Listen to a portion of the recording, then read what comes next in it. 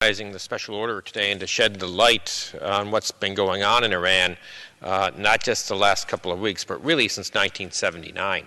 Mr. Speaker, I rise today to speak out for the good people of Iran who are protesting against an oppressive regime that has imposed tyranny on them for nearly 4 decades.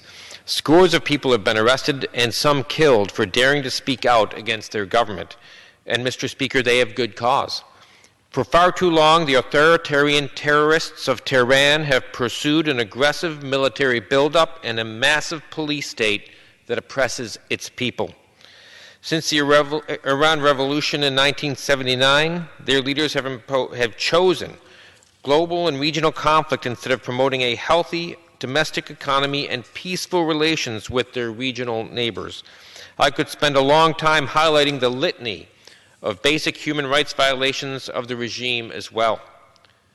But the Iranian government's malfeasance, public corruption, and betrayal to their own citizenry needs to be brought to light on a world stage. Mr. Speaker, as recently as last year, in the State Department's annual country reports on terrorism, Iran was once again identified as the foremost state sponsor of terror.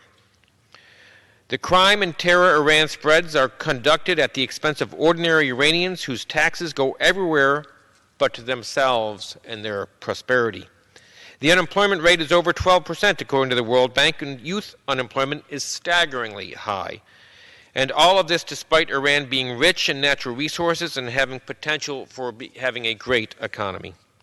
2 years ago, the U.S. entered a deal in hopes of encouraging a more peaceful Iran, not to mention passing along billions in direct cash payments to them.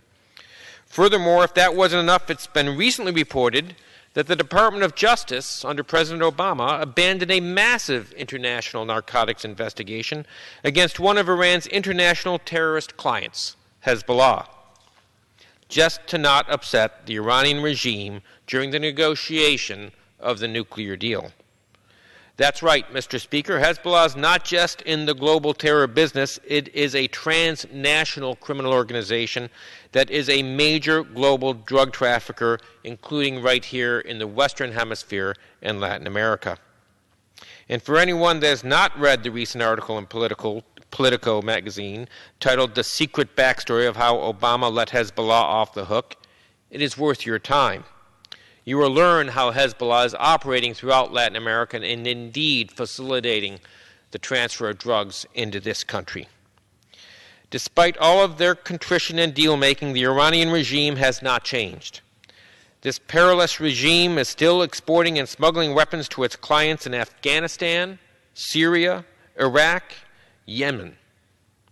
Hezbollah and Iran continue to threaten Israel, among other nations, and are still a destabilizing force throughout the Middle East. After all of the Iranian regime's terror, crime, and corruption, do you think the Iranian people have benefited from this?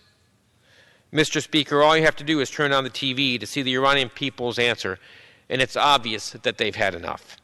This kind of tyranny does not belong anywhere, especially in the 21st century.